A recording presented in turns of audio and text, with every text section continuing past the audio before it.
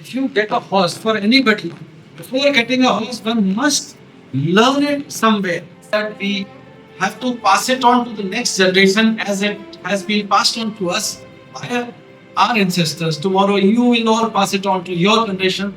The feeling of loyalty in that horse, the horse will die for you. 16 substrains came into existence, and these 16 substrains had their own individual characters once upon a time. That's long gone by. But for the last 150 years, we are moving towards commonness. So when you go into the history, the caves at Bhimbetka, they depict the horse in the proper manner that how it is now today. The horses, high head carriages, light bone and active. These mighty Maharajas also, or Rajas or whoever they are, they rode their own horses themselves. They fed them once a day. They maintained proximity to their horses. That is why you will see a lot of places where horses were tied in the sight of the nobility, whoever it was.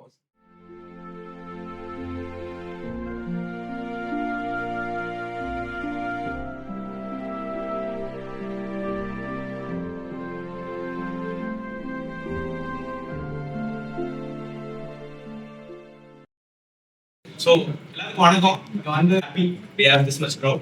The legend himself, we have got him here for the purpose, betterment of the breed. So, we welcome our Gajendra Pal Singhji Posana.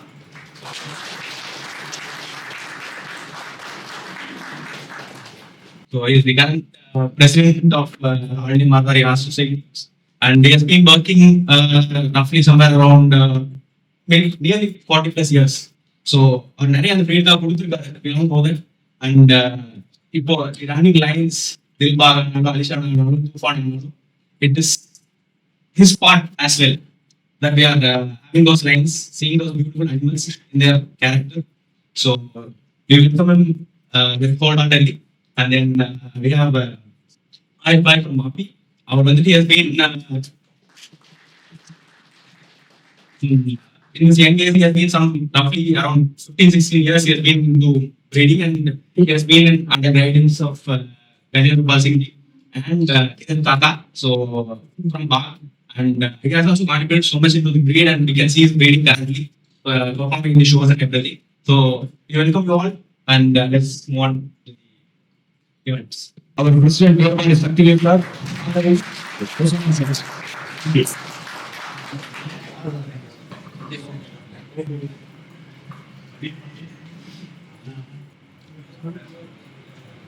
Good morning, everybody.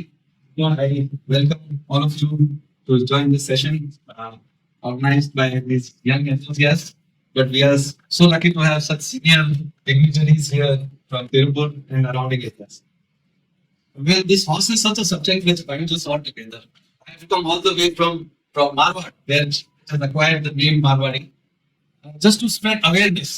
And I take it my responsibility. I know it as a responsible person. I want to contribute and take you all towards the right direction.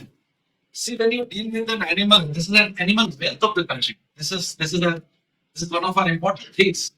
So when you deal with a wealth, you have to be very careful how you go about it. What do you do with it? We end up altering things which are not required. We have to pass it on to the next generation as it has been passed on to us by our ancestors. Tomorrow you will all pass it on to your generation, and only to have it in the right format so that in times of need it can perform. In the times of flashy or hard times, it can perform and be able to do what is expected of these animals. So horse has been an animal which has always attracted the attention of human beings. We, as the saying goes, I always say that and I repeat it here, the cows are holy, but the horses are divine. Horses have, in spite of being holy, there aren't many scriptures written on the cows, but on horses there have been so many scriptures, and I just got to know through sir that there are some scriptures written in the local Tamil language also, and which are preserved here. So I'm sure, and this is the state, not only in Tamil Nadu, we travel to Karnataka, there'll be some scriptures written in Tamil there and there, some in Andhra Pradesh. Lots, I've seen many of them in Maharashtra. You go up north, Awadh, there is full of scriptures. Even in Bengal and Bihar, there are scriptures on horses. We have a shastra on the horses, which is called Ashwath Shastra. It is also a quoted document, which is like invaluable today. I mean, if we get to use them for the well-being of our horses, they are amazing. Then you come down to Rajasthan. There are so many scriptures that are written in Gujarat. If you go into Kathiawar, they are preserved scriptures. They are books and journals written on the horses. So horses have always been our prior. I mean, this priority in the times of, like you have the cars today. There was the means of transportation. And why I go into these finer details is because they were, if you had a good horse, you could move faster. If you had a good horse and if you just got off somewhere and if you're not attentive, he might just bolt away. So you needed to have the loyalty towards you. Even if you take it out, it has to be, without even bolting it, it has to be bound to you. It will go behind you, it will walk behind you and do things like that. So these are the things. Bravery, if you want to push it in times of hardship, if you want to push it into a crowd, I've seen it. The horses inflict fear into the people, into the masses, and they move them away. They are not scared. Even for a lathi or something, they cannot be moved away if the horse is played in a particular manner and the horse owner has instilled the feeling of loyalty in that horse. The horse will die for you. So that is why they've done a lot for us.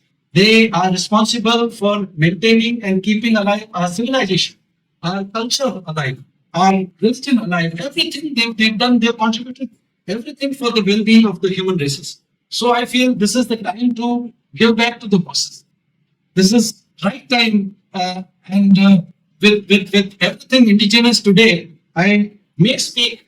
We are trying to raise this matter of not to exhibit these British breeds on our independence and republic days. We are also trying for that. They are signs of slavery. The British are saying let's get. So on each independence and republic days, we have requested and we are moving towards that someday a contingent of at least not only Marwari but the other related, even the Kathiawadis, they are beautiful breed. There's a lot of conservation work happening in Kathiawar. So they also should be exhibited in their original tag.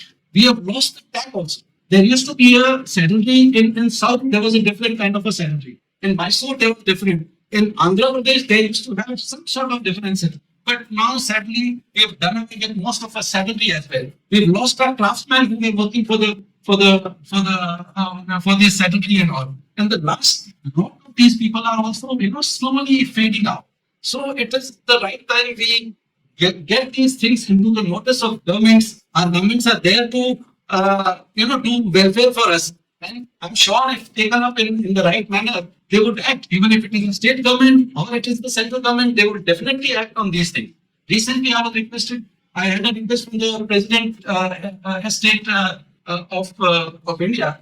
The outgoing president, Mr. Kovind, was visiting a horse which were to a country which is a horsey country, and they wanted to give the Indian saddlery to the head of that country. So I asked them, the government has not done anything to preserve these art, so we've lost it.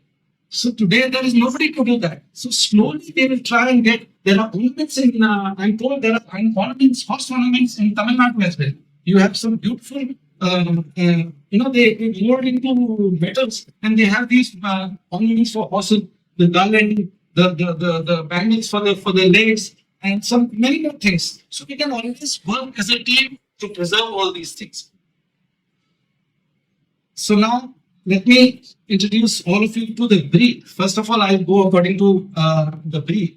It's a breed which is originated in the Marwar region, which is the harshly dry and hot climatic areas, sandy soil, and on the basins of river basins, there the two popular rivers there, Luni and Javai. This is the core breeding areas. Also, the horses from nearby Banaskantha district and the districts. Now today we have many more. So Banaskantha of Gujarat and these river and Javai and the Luni river basins, they cover most of the breeding grounds for the Marwaris. The word Malani, you must have heard the word Malani quite often. And there is a lot of confusion amongst the reader that is it a different breed or no. Marwar is the state of Marwar, the erstwhile kingdom of Marwar. Malani was a part of Marwar. And Malani was a fair. There was a fair started by Rawal Malinaji, who was a sale. He started this fair as a congregation of saints, and thereafter it turned into the Mela where all the livestock was sold from.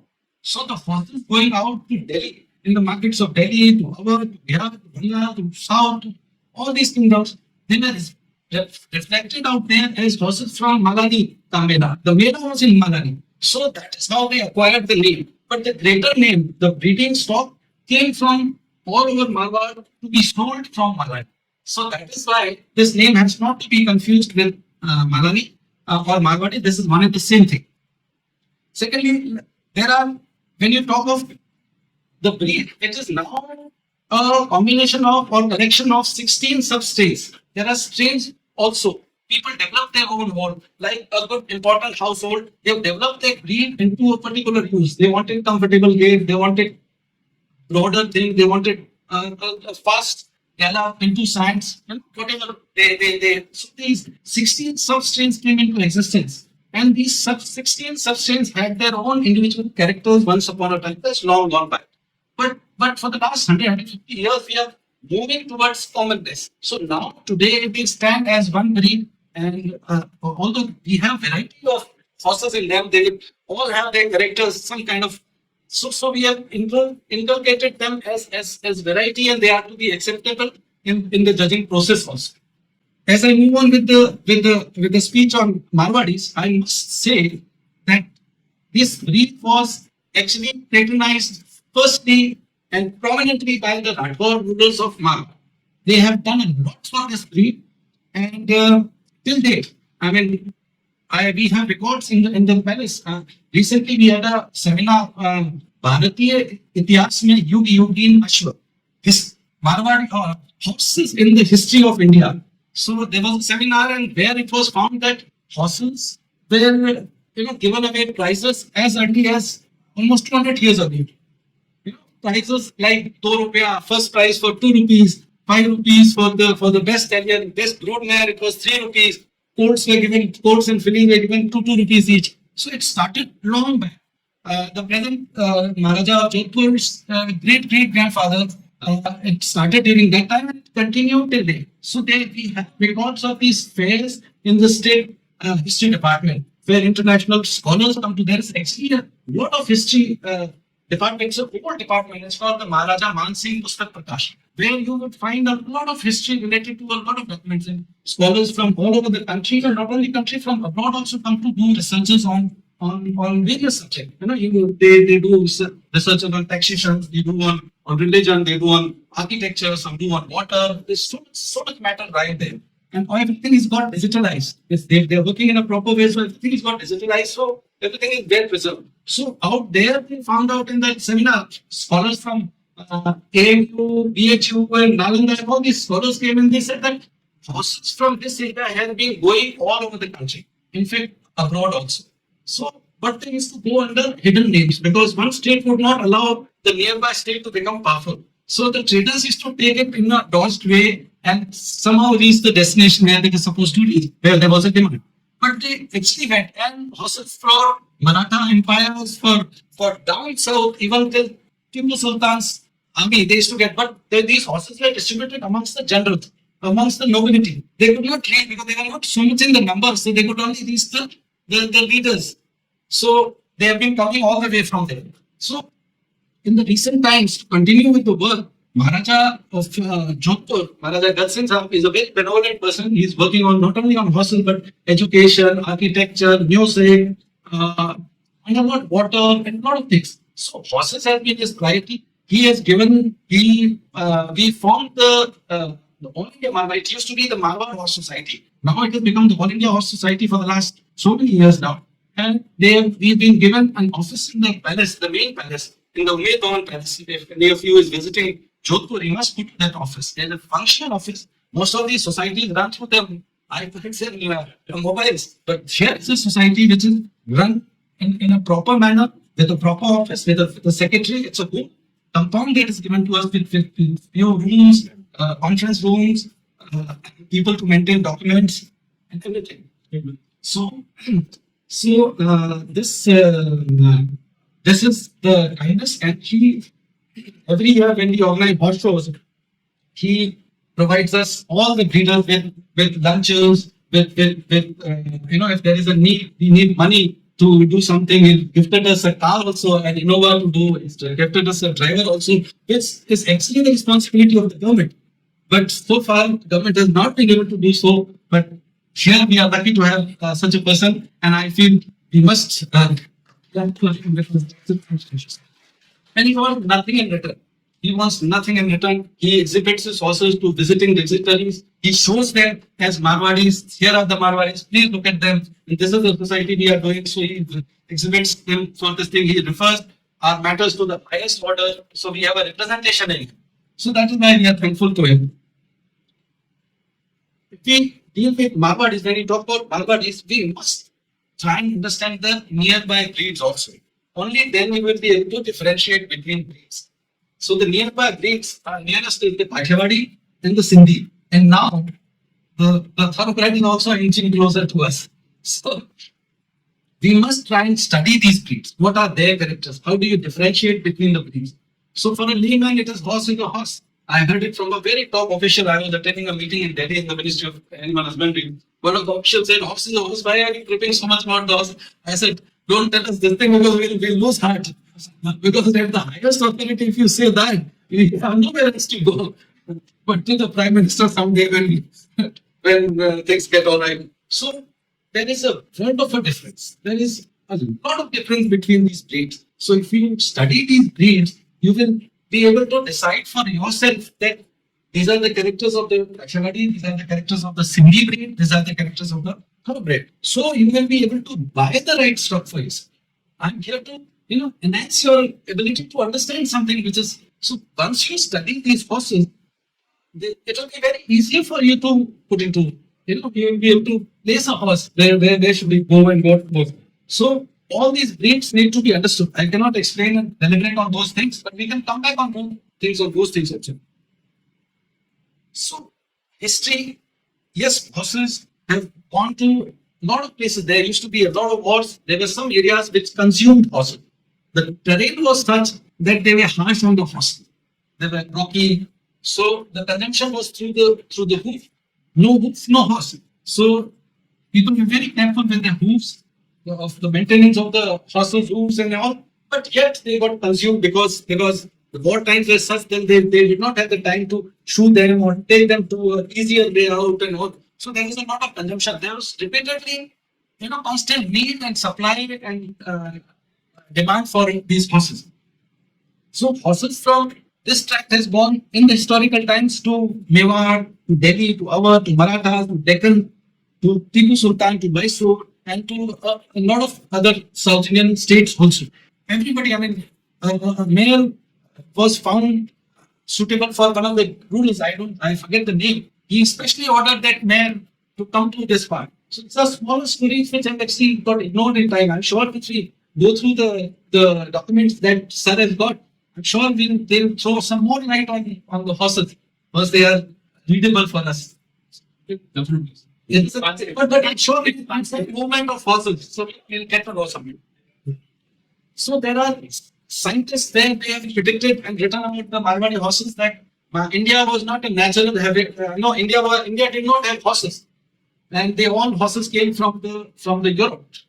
That has been claimed. Actually, we have been, as everything else, India, the breed of India has been denounced greatly by these people in these books. If you read the books till 1992, you can say many of these writers have written badly about our breed. They have just come to India, got off the plane, went into the streets, they took pictures of these horses of the Tongas, or maybe a wedding procession, and they depicted them as Marwaris. They've written about these horses that they are horses of no relevance. They are thin horses with narrow chest, no utility, vicious, and lot of things. But somehow, later part, when we started getting organized, we started showing our horses in a broader way. Pushkar became an important center where international tourists came. They saw horses, they were attracted toward these horses. People went back and created societies for them. Even in the countries where there is no Marwari, there are horse societies there. So it has got an amazing ability to bind us all together. So the horse which was rejected as a horse, which was source of no relevance, has now suddenly become a favorite of a lot of horsey countries. They all want to import horses, but government of India has instead a regulated ban of on export of horses. So there's a conditional ban. It is almost like a ban only because you have to pay a lot of money to the government and you send your horse and you get it back. So that process involves a lot of money. So it's actually almost like a ban. So when you go into the history, the caves at Bhimbetka, they depict the horse in the proper manner that how it is now today.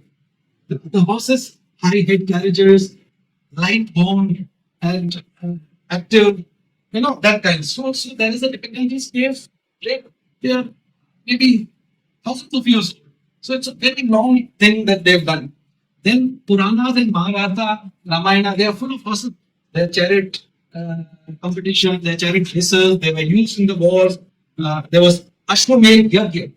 It was, after leaving a beautiful horse was left loose and whoever ties him had to have, face war with the person who's left him loose. So there are so many examples. And we have Shastras like, as I told you, this Shali Hotra. Hotra is an upper branch of Shastra. Hotra. So it is, Shali is called Ashwath. So it is another name for horse. So it is a scripture on the horse. It is a Shastra. So the Shastras were written so many years back. I'm sure there were horses which were prevalent. Now we also have an international scientist called Dr. Priyadarshi, who was a US based doctor, and he's done a lot of research. So against the general belief that India did not have horses, he's found out a lot of logic which proves that India had a lot of horses. The basic most is the name. They are called equines. Equine word is given its name from aqua. Aqua is water. What does aqua have to do with horses? So, according to our mythology, it is Samudra Manthan. Our horses they've come out of Samudra Manthan. So, Samudra is actually ocean. It is water. So, they've come out of the Samudra. So, that is the only relation that the horses have with aqua.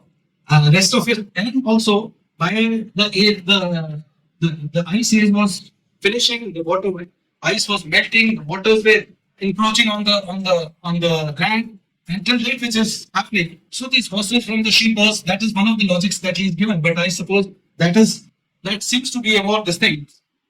Also the word Ashwa that is used in even Tamil Nadu, they call it Ashwa. And in Sanskrit, in the traditional Indian language, that's a Sanskrit, it is known as Ashwa. And similarly, in many of these countries, where they've mentioned this horse in a similar word, like in Old English, they call it Ihu. Ihu is an upper branch of Ashwa. In Gothic, they call it Agiva.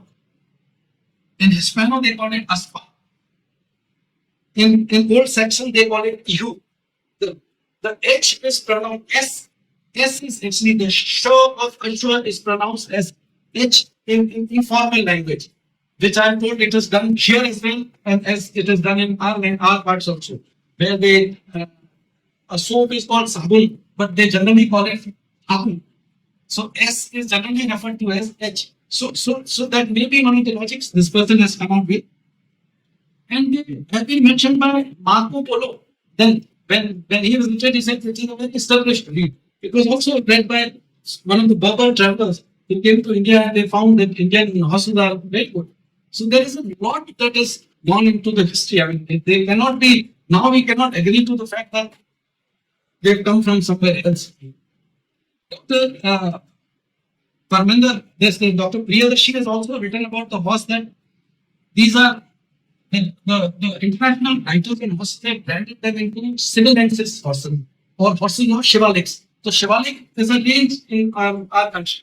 So these are horses between the Indus River and the Shivalik ranges. So that is also a name derived from I think. And he writes this doctor, he's a professor at some university in the US. He's written that these horses are rather coming from there, they move towards that.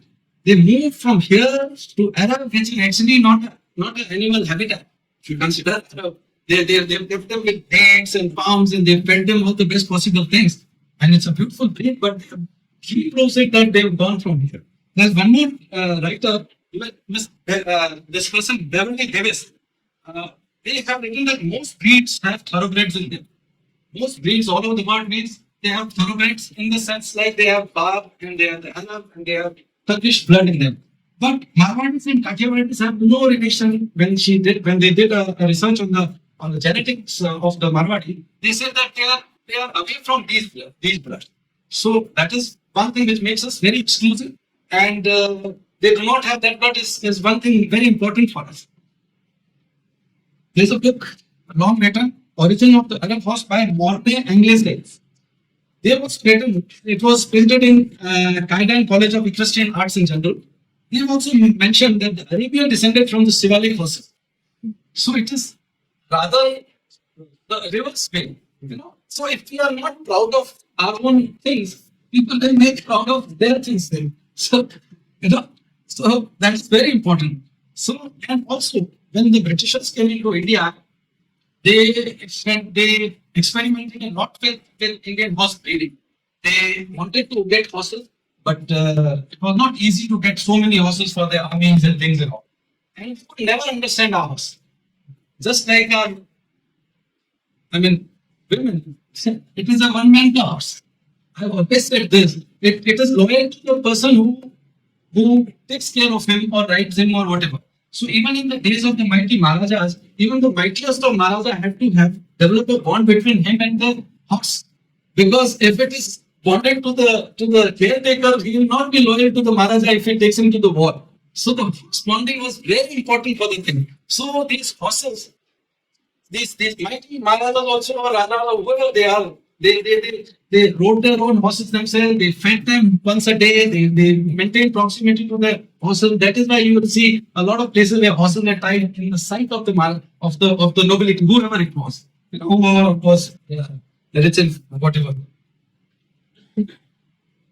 So after all this work, when things got sorted, when Britishers and then these authors were also invited by the by people to come and inspect their horses, our horses here, and give a different opinion. They claimed forgiveness. They said that yes, something wrong has happened, and now probably we'll start writing in a better way. Thereafter, there was a need for characterization of the person who actually started the characterization, who felt the need. I mean, they were always three characters, but they were set up with word of mouth. Word of mouth is not so effective. You have something written, then you give it to the government also, give it to everybody visiting them also. So we had a secretary called Mr. Singh. He is no more today. But he was a technical person. He was a doctor. He was a veterinarian. And he was the commandant of equitation center of the army. So when he came as the secretary, I was assisting him as the joint secretary. This is 1992. So he felt the need of characterization. So the first characterization drive we started was to go to homes. People, rather than calling them somewhere over, we went to homes, we took measurements of ideal Marwari horses. So I have done that. I was part of that team, and we measured about 125 horses, which we felt, according to people and according to authorities, because 1992, 95, 97, there were lots of older generation of breeders alive, and they could guide us and they could, tell us what is what and all, what are the right types and all. So we went to these homes and we took measurements, each measurements from the height to the distance between the forehead, from the length of the head, the space between the ears, the length of the ears, the pinna of the ears, girth of the horse, the shins of the horse, length of the horse. We did a lot of, work on this.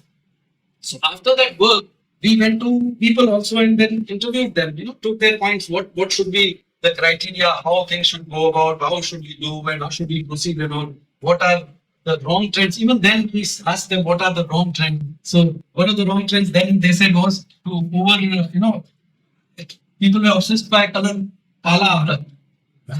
So they said this is the wrong trend setting in now. Everybody wanted. Then it was now it is the power, the black.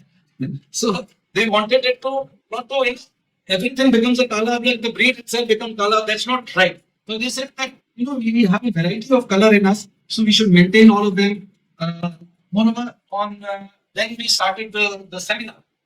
So seminar was planned at Melbourne. We did not have a host to do that because it required a lot of money. So we again requested Maharaja of Jodhpur. So he graciously gave away the auditorium that is an Ali Akbar hall in the Melbourne Palace, where readers and common people like me, we could go. It's difficult to go up to the palace of museum, but it was open for all the breeders for 3 long days, and about 600 of the breeders got they collected there with 4 sessions in a day. We started at almost at 8:30. It was a technical session, and Maharaja himself was present at 8 o'clock to listen to all the lecture. We invited we gave people what would you like to speak on. We invited few people to speak on the head, some to speak on the ears, some to speak on the size, some on colors. So there were lots of deliberation. Time was given to them. They prepared earlier on,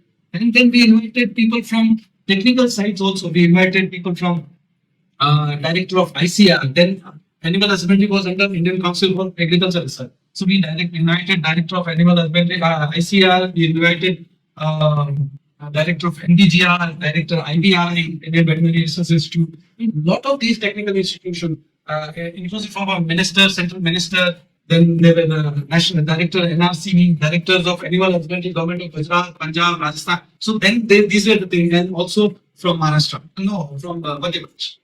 All of them got together. There were deliberation. People argued. People had them, made their point. Then finally it was culminated in 4, 8, and 11 sessions we had.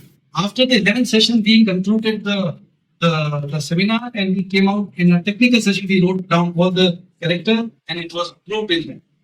Then finally, some people rose and said that the society is taking all the credit, so let's go to the government, and they came up with things. But then we requested the government to please notify these characters so that they are finalized once and for all. So thereafter, there was a seminar in Hisar, which I have a copy with me. They were adopted as they were. As we did, they were adopted word to word, and now they are a part. We are all bound by that document. So whatever is the Marwari, any judge or anybody has to say, we have to follow these protocols. See, when you deal with one protocol, when you be it any discipline, we have to follow the law of the land. So these are not just plain simple written pages, but they are done with a lot of deliberation. I assure you that there were people who argued and who disagreed, but finally, when everything was being written down, they all agreed, they signed the document, and it was a very successful thing. And similarly, at the government level also, they agreed to most of the things, and it was notified. So when there is a I was asked question this morning also, what about the size and all? So one person can differ to do anything, but we are all bound by the specification. We have been given range. This is a breed where the range is so big. It has got the biggest possible range in the matters of size, from 150 to 165 centimeters. So that's a huge range that we have been given in the size. So all aspects were covered, and in fact, people were against the idea of making it 65 inches, if I may say so, in inches. So they said, no, you will spoil everything. But we wanted to include everybody so that everybody comes on board. So it is one fraternity rather than going this way and that way. So we tried to inculcate. And even on those days also, we did not have 165 centimeters, slightly short of 65 inches. So we try to interpret. Now, if you, I mean, there are people logic. First thing, I don't see any logic for these horses because we have all remained similar in height. We have not grown to 7 feet or somewhere beyond. So, what is the need? I mean, there was a time there we used to wear bell bottoms, and the columns used to go this way. But this is a breed you are dealing with. You know, and we have no right to make a horse life easy for anything. These horses become it is difficult for them if they have a they because there's a lot of research that is went into the making of these horses. The joints will pain. They will not be able to perform in this manner. They have to be Marwari has to be an agile horse, quick turning. When it is put into a horse, there's a just imagine I'm riding a horse and the neck is right here. You can observe the spear coming in towards the rider. So the horse was sensible enough to dodge, but a bigger horse will not be able to do the dodging and so it will lose its purpose. Although we do not have to fight anymore, but I suppose to be kept it in its original form is the best we can, give as a tribute from our side. So when you look at a horse, now I'll come to the breeds also. There are breeds like Larki, Bolgi, Chabili, Bangli, Kher, Fulmar, Buti, Madi, Sangi, and now so many of them. But we have now come to, although you do notice points characters of their individuality, but they are generally absent. Now even the expert people are not able to define and segregate one from the other. So we relate them as one. So when you look at a horse, there are three types I look at them. First is the phenotype. So you have to observe the horse in the phenotype expression that is available in front of you. Phenotype means the outer appearance of the horse. How is it looking to you? So the neck is, how is the neck, how is the ear, how is the skin coat and all. The second thing is genotype builder. When you're dealing with a breed like Marwari, which is hot-blooded in nature, the genotype buildup is also very important because what is there that you would not be able to find out. So once you start doing a little bit of study before buying your own horse, this will enable you to get into the genotype worthiness of the horse. Third thing, which I feel is the most important thing, is the sabha, the temperamental aspect of a horse. Is he loyal? Is he brave enough? Is he willing to serve the thing? This breed is this thing. Such a breed where it is known to serve. It wants to get under you and let him allow him to use that horse in the best possible manner. So these are the three types when you see these things, the characters.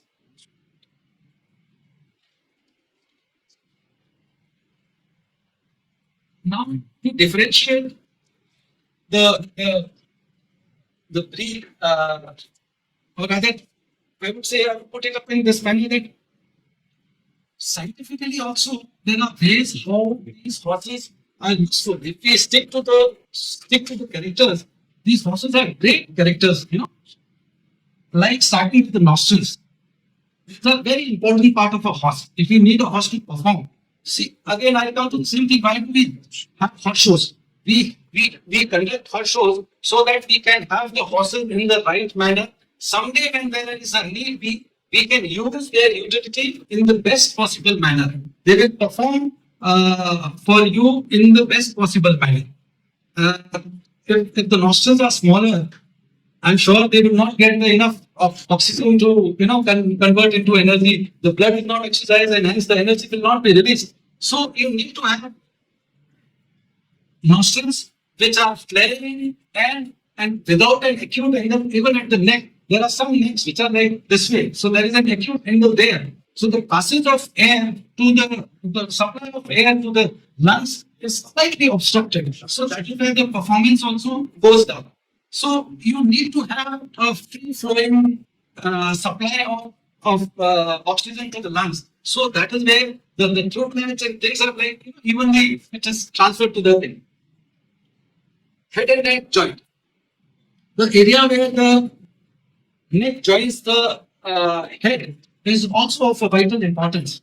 See, this is a horse which is used for dodging. If you have a good steering, you will be able to drive a gadi very well, any vehicle. So these And also the tail. It is like that floating when you move. It is, you have that pillar. So you move with this thing. These are important factors to decide or use the horse. When you come down to say, as of now, we are just exhibiting them. So once we come down to actually using them someday, God willing, someday, so then they will be of great importance. So these characters are there to strengthen our position when you are a stride horse. Fine skin. People think that what is skin good for and all this is the basic most thing that a horse should have. If the skin is fine, it will fine means thin skin. If the skin is fine, it will be able to radiate heat out of the body. It will not conserve the heat within the body. See, these horses belong to a hotter climate. We are all born here. Even this place is quite hot in temperature. So if we have a layer of fat in our body, which happens with horses from the colder area or any other species from the colder area, it gives you a blanket effect. It keeps you comfortable. It retains the heat within the body. It does not let the heat of the body get out of it. So these thin skinned horses will be able to perform, they'll be able to run and yet cool off with the running. They do not need to be stopped to cool down and then run again. So this is the fineness of the skin. It helps greatly. Fine ears. We look for finer ears. Ears, when you have a purer animal, the texture of the ear is very fine. If you look at against the sun, you will be able to see some light through. And if you go into mixing, some mixing maybe with thoroughbred, if you see the ears will get coarser. The coarser ears lose ability to hear. And the horse which does not hear much, it loses its ability to be alert. So you will somehow someday see your horse which is not alert. So probably you can go deeper into things and find out what is the ancestry. So the finer the ears, they will be able to attract attention in faintest possible moment. Placement of the ears. Marwari has got beautiful placement. And they should not be falling down. When you have an ear which is falling down, you're limiting the ability to hear. If it is here, the radar can catch the faintest sound in the horizon or whatever distance. But if it is down, you're limiting its ability to hear from distance. Tips. In the Marwari breed, Marwari is a breed where it has a prominent tip, which is, other than the part of the ear. It has got some place. There are many breeds where tips come like this. There is hardly a tip. Tip is just a small part. But here you have an accentuated portion of the ear which turns into a tip. There are variety of shapes also. When you talk about shape, there are shapes. The Marwari ears, they start here, not here. They start here. They start here. They come down here. They also may come down this way. So anything going up there, this is a Kati reflection. Marwari breed has got ears which go. Although Kati also has got some strains which have got scorpion type of ears, but majority it is those types, and it is certified by the Marwari Society. Broad chest. So if we have a good broad chest, it will be able to perform well. It is a basic necessity. Broad chest will hold a good, powerful lung and a good, powerful heart, which will be a very good engine for the horse. It will be able to move very well. Broad rib cage. A flat-sided horse will have smaller portions inside, so it will not be able to perform well. So we need a horse which has got well-sprung limbs. Round. Rib cage has to be big. If it is a mare, it will hold a good baby inside. So that is also an added asset. Eyes of the horse. They are round, big eyes. Although in some cases, almond-shaped eyes are also visible, but majority of them they are round. But if you compare them with the Kathiyawadi's, they are not on too much of a smaller size, but the Kathiyawadi's have a bony projection of the eyes. The socket where eyes are fitted is not too big. It enables the horse to see much more than the Marwari can see. And it can see it all. It is 360 degrees they have. God is blessed them with 360 degrees of camera. So what happens is, Marwari is more dependent on the ears for its survival. it can hear the faintest of sound, and the Kathiawadi is relatively because it comes from an area where there are bushes all around. There is vegetation. It is this thing. Although it is hard, they have the hard roofs, but yet it doesn't have to look that far like a Marwari has to. Before the invent of agriculture, the Marwari was lesser. They had lesser amount of trees, and a man or a horse would cage for miles and miles. There is less obstruction. But now with the agriculture and things are changing, a lot of trees and a lot of obstruction there. Quarters. The hindquarters of a Marwari, if you differentiate between the Kathiawadi and the Marwari and the Sindhi for that matter, Marwari's got a round quarter, broad means the hips, and it's a powerful quarter. It's a with a high set tail, but a group in a Kathiawadi is flat. It is almost flat with a very high set tail. It is almost like a tabletop. But Marwari's got a relatively bigger because its size is bigger. So this kind of quarter. Legs are powerful. But the group of a Sindhi is sloping. Sindhi also has got straights. I mean, the one that we have in our part of the world is a regular Dakia Ghoda. It's a postman horse. I mean, which is ridden. It's got a lot of endurance. It's got a lot of power in it, but it's not very classy to do that. So these horses were used by people, even in the big household. They used to have one horse which was saddled throughout the day. The saddle never used to come off. They were parked there to be utilized whenever need be. They used to go get this thing, call that guy, go get this thing. So that was the purpose for them. So another set of Sindhi was bred in these Sargoda area where these Sandhis were bred with carriage horses. Those are slightly classical horses. They are beautiful. They are big, and the tooth also becomes flatter, and they are nice animal. So you can actually differentiate between these horses once you get into these details. Now, if we talk of the hooves, the hooves of the Marwari being a desert horse has to be big. But with the coming of stall feeding, a lot of horses have gone into changes because of the way we use them. What changes a horse? The climate and the temperature, besides them, the use and the feed and the fodder. So these horses are not so used so often for these outdoor things, they all become a cosmetic thing. So, and the feeding that we give them is all stall fed. I've seen some horse farms where they only feed them pellets. So one person is going to decide what is good for your horse. We actually, as far as I'm concerned, we never give them any artificial thing. We've got some amazing crops here, cereals in the country. You have the gram. It's also called horse gram. It's amazing. We give you the necessary protein. We have malt, which is our lentil, again high on protein. We have soybean, which is amazing. You can give. So to supplement protein is very important for the horse, and that is where we go wrong also. So because of these feedings and all, a lot of things are changing even in the Kathiawadi. They are losing their bigness in the hooves. Because when I was as a kid, I judged a show in almost early 90s or mid 90s rather, in Porbandar, and the horses that I saw are not visible today. The hoof size was very big, and they used to say that Kathiawadi horses used to have double sole, and it never used to bother in these pebbled areas. They could just work without a problem. So likewise, now because of the feeding, the disappointment, the horse, the size of the hoof is also shrunk. Kathiawadi's got a very small pastern. Pastern is very small, but the Marwari pastern is longer. It is longer. That is how slowly it gets the height. The cannon bone is longer in a Marwari. The Kathiawadi cannon bone is smaller. The forearm is relatively it's proportionate, but in the Kathiawadi also, I mean, it's a powerful thing.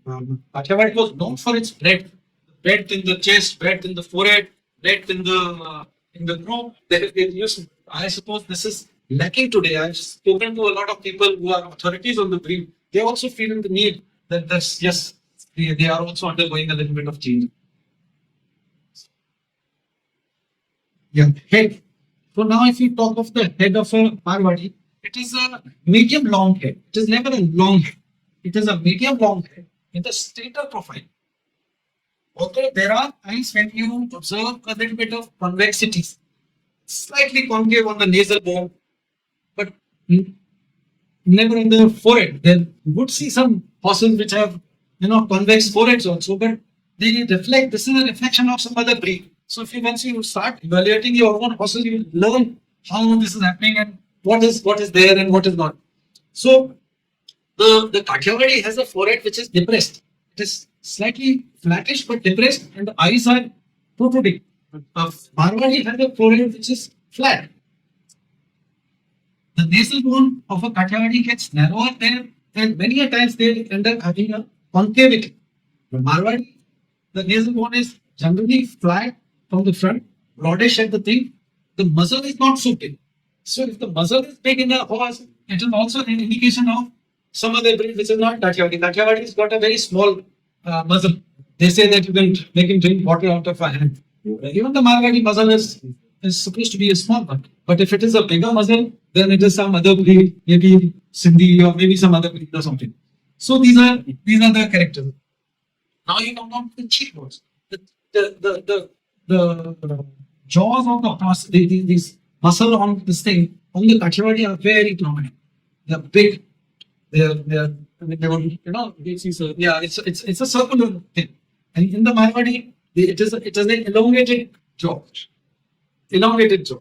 And the shafts of the jaw are generally, for any refined breed, they have to be straighter in profile. If better it is, but you see a lot of varieties, so that is again a reflection of some blood up there.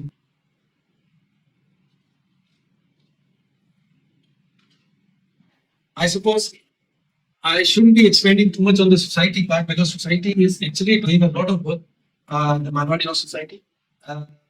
We have so many people like me. I have been an ordinary worker for the society for only my passion for horses, and I take it responsibility. I take the responsibility to go and spread awareness. There are so many people like me, so many good people, and it is not only limited to Rajasthan. Tomorrow, we invite people from the other sections, other areas, and we move towards the common aim, that is to make the horse, keep the horse in its original form, and also get it, give its dues on the government level, on medical research point. That we have a lot of issues. We have not been able to eradicate or find substitutions for problems like the diseases like pyroplasmosis and all these basic things. It happens because of tick. It is a tick-borne thing.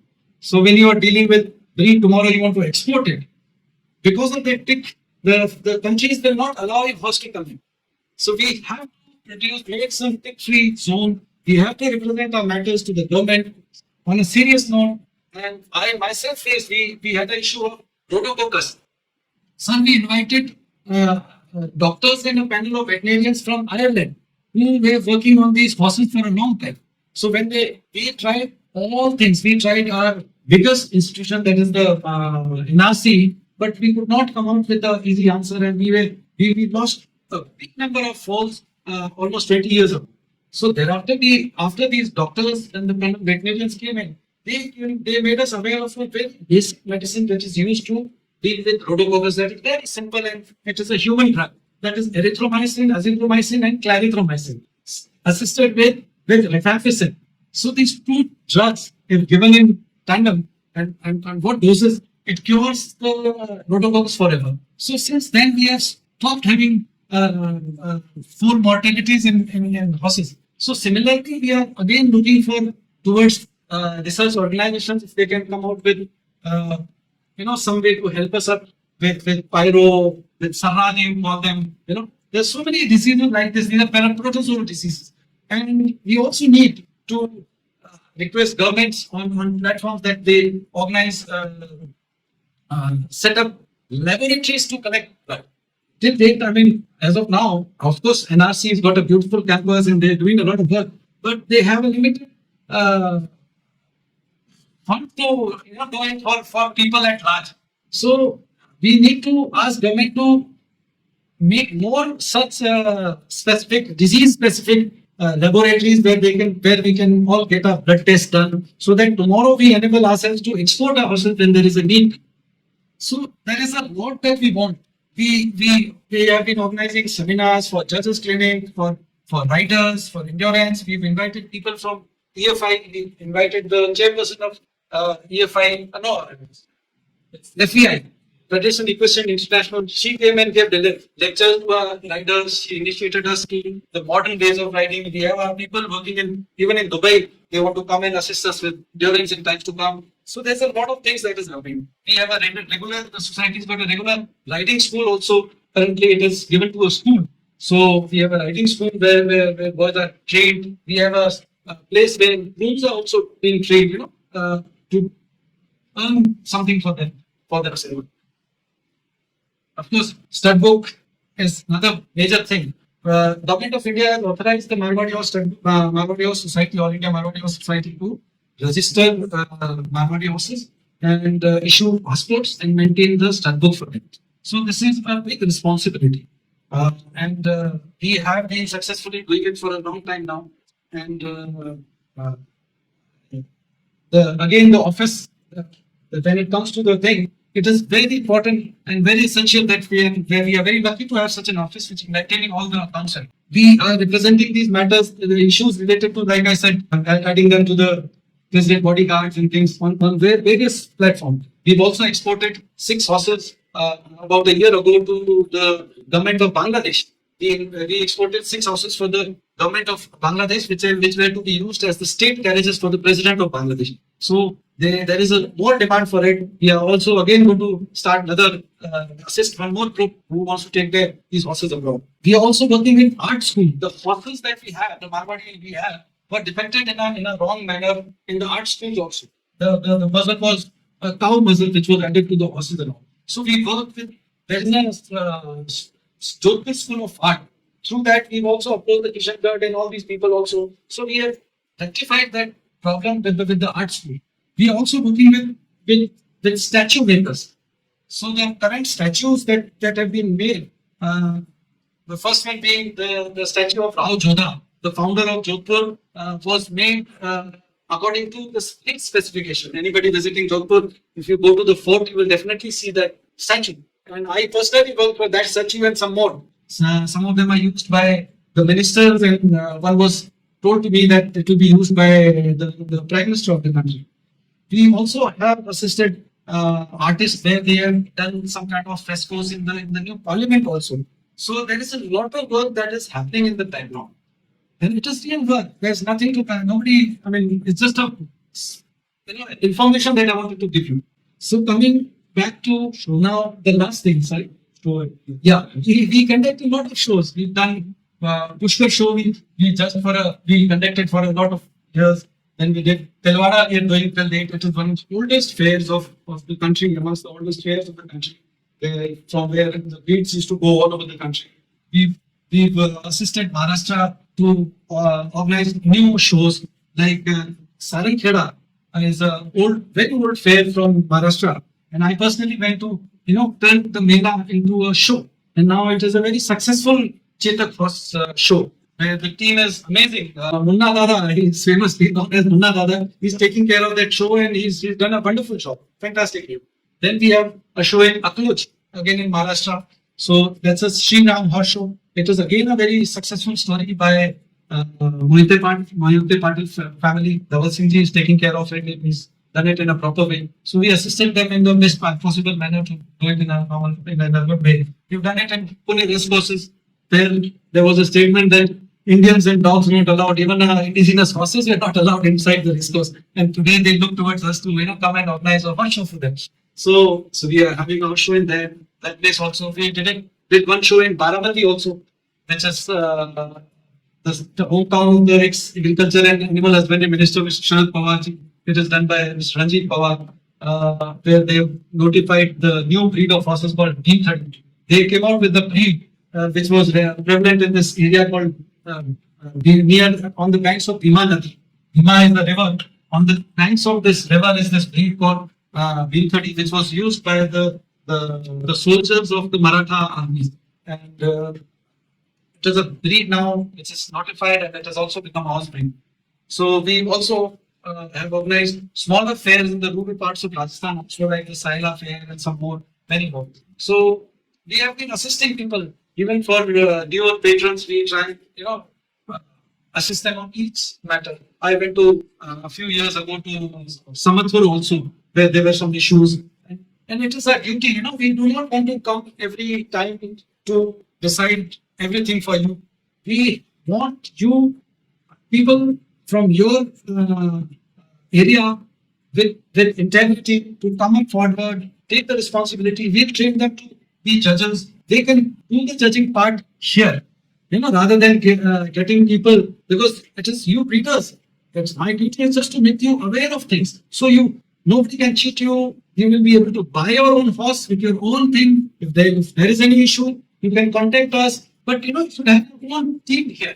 We can assist you. We can assist you. We made a lot of judges. We've done a lot of work on this. So only thing you need to find out is people with sincere knowledge, some level of truth, because they have to deliver justice, and rest will follow. We'll train them for these things. So there's a lot that we can do. So now for here, what is the issue majorly is everybody comes to, there are people coming to Rajasthan to meet me as well. So what I feel is, you people are too stuck up with the color patterns, or auspicious or non-auspicious. Let me say one thing. Each horse that the divine has given birth to is very auspicious. Each children coming in our home is very auspicious. Do we look for that? We will not. So each horse, whether it is a Panch Kalyan or not, see when you go looking for a thing on Amazon, if you use filters, you will lose out on a lot of strength.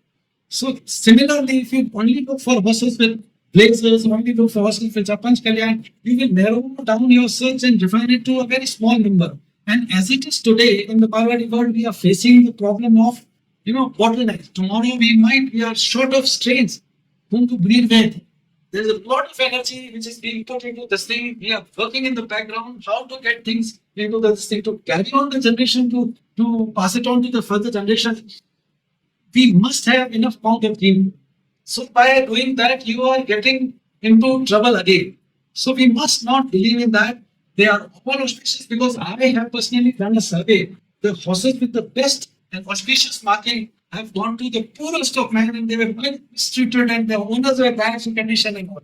And horses with the most boundaries and color markings and all, they have survived with the best of people, and they were really loved, and they led a very good life. So it has got nothing to do with it. Please don't believe in this. Look at the outline and the characters of the horse. Look at the genetic worth of a horse, and then you can look at the swabhava of a horse. Then you can put it to the for your purpose of breeding.